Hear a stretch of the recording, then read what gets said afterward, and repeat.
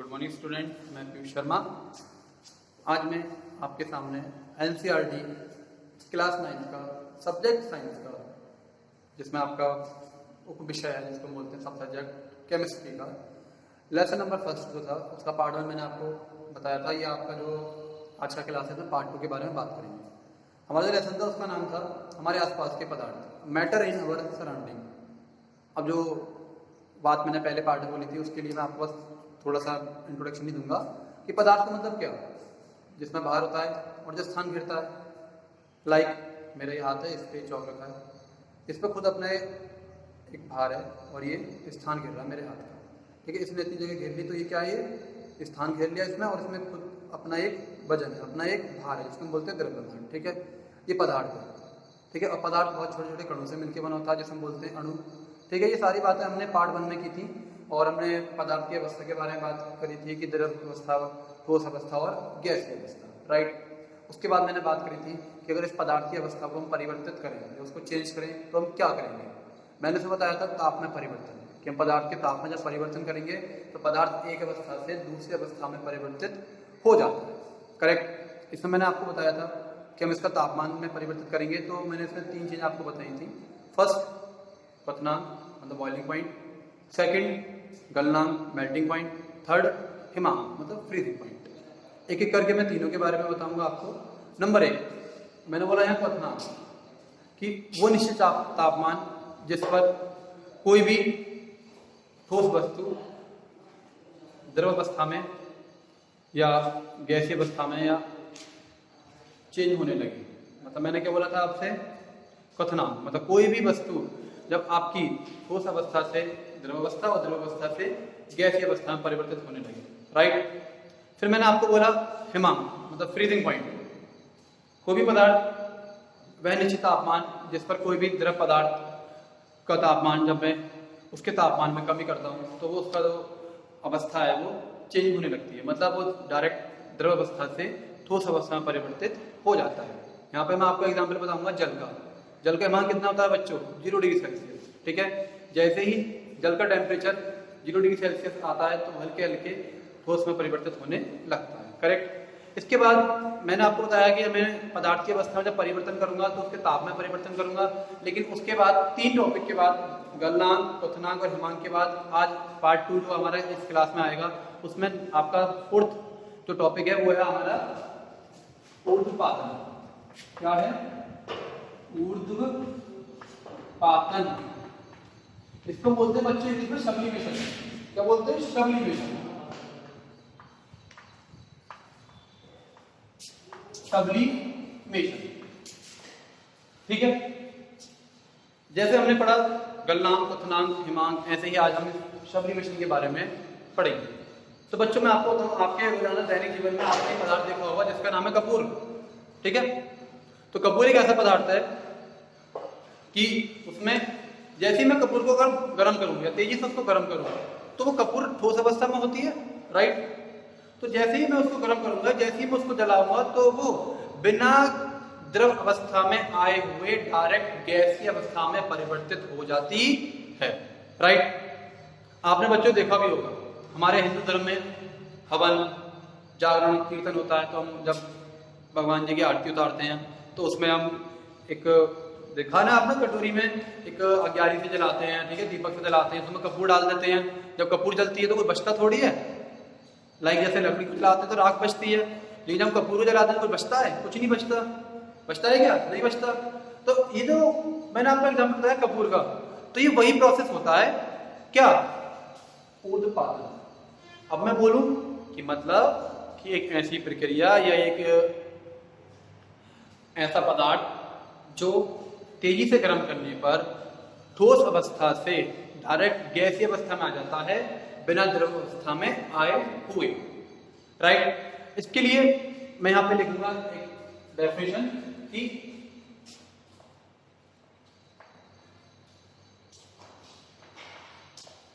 ऐसी प्रक्रिया जिसमें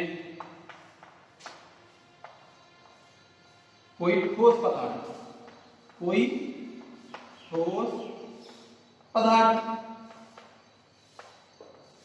कैसे कैसा पदार्थ बच्चों? ठोस पदार्थ। अब क्या है ठोस पदार्थ? बिना द्रव अवस्था में आए हुए, बिना द्रव अवस्था में आए हुए, क्या बोला मैंने?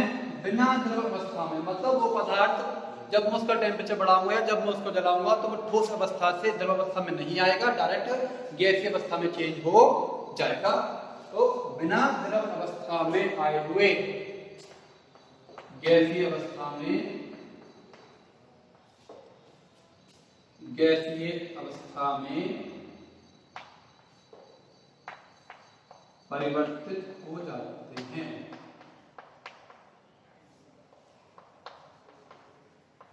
परिवर्तित हो जाते हैं। उसको हम क्या बोलते हैं? उसको हम क्या बोलते हैं बच्चों? ऊर्ध्वपातन क्रिया बोलते हैं। और भी ऐसे पदार्थ होते हैं, कैसे? ठोस पदार्थ, जैसे मैंने आपको उसका एग्जांपल दिया था कपूर, तो उन पदार्थों को बच्चे बोलते हैं ऊर्ध्वपातज पदार्थ, कपूर, ठीक है। और दूसरा NH4Cl, जिसको हम क्या बोलते हैं? नौसादर। यहाँ पे बच्चों मैंने आपके लिए एक ये डायग्राम बनाया। इस डायग्राम में अब मैं ये प्रोसेस पूरा आपको समझाऊंगा कि क्या किस तरीके से हम इस प्रोसेस को इस डायग्राम के थ्रू समझेंगे। सबसे पहले मैंने बच्चों क्या किया, एक चीनी मिट्टी की प्याली ली। चीनी मिट्टी का मतलब क्या होता है? जैसे हमारे घर पे बाउल आते हैं, पुराने जमाने में क्या होता था? बिलिया होती थी, या आप देख सकते हैं एक हीटर की प्लेट जो पहले चलते थे, ठीक है। तो उसका मैंने क्या करा, एक प्याली ली, ठीक है। और उस प्याली के अंदर मैंने क्या लिया? उस प्याली के अंदर मैंने लिया NH4Cl, जो मैंने भी आपको एग्जाम्पल बताया था कपूर का, और NH4Cl। इसको हम क्या बोलते हैं बच्चों? इसको हम नौसादर और बोलते हैं। क्या बोलते हैं? नौसादर, ठीक है। ये इसका केमिकल फॉर्मूला है अमोनियम क्लोराइड, NH4Cl, ठीक है। ये मैंने लिया, ठीक है। इसके साथ मैंने, ठीक है, अब मैंने इसमें क्या करा, इसको एक स्प्लिट लैंप की सहायता से इस कांच की प्याली को, ये कांच की प्याली जो है, इसको मैंने स्प्लिट लैंप, ये हमारा स्प्लिट लैंप है, इस स्प्लिट लैंप की सहायता से इसको गर्म किया। गर्म करने के बाद इसमें हमारा पदार्थ है, जो मैंने इस तरीके से दिखाया है, ये बच्चों क्या है? पदार्थ है हमारा अमोनियम क्लोराइड। और इसके अंदर क्या है? एक चीज और मिली है, प्लस अमोनियम क्लोराइड के साथ क्या है इसमें? Plus NaCl।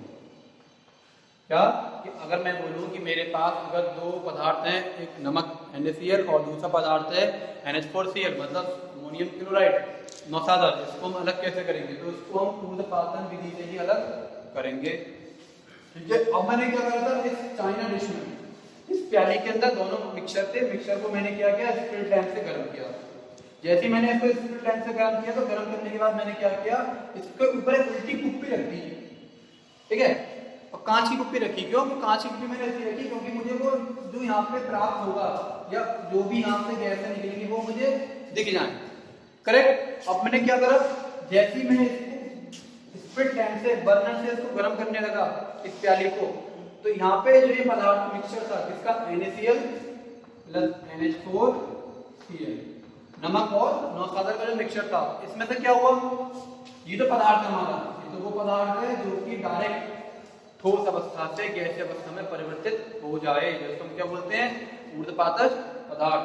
अभी क्या होगा, ये यहाँ से गर्म होने लगेगा। गर्म होने के बाद इसकी जो ये वेपर है, इसकी जो ये भाप है, वो उठने लगेगी। उठने के बाद ऊपर मैंने क्या करा है, ऑलरेडी ऊपर यहाँ इस होल पे क्या लगा दिया? कॉटन, रुई लगा दिया, क्योंकि जिससे कि ये बाहर ना निकले। तो यहाँ पे हमें क्या प्राप्त होगा?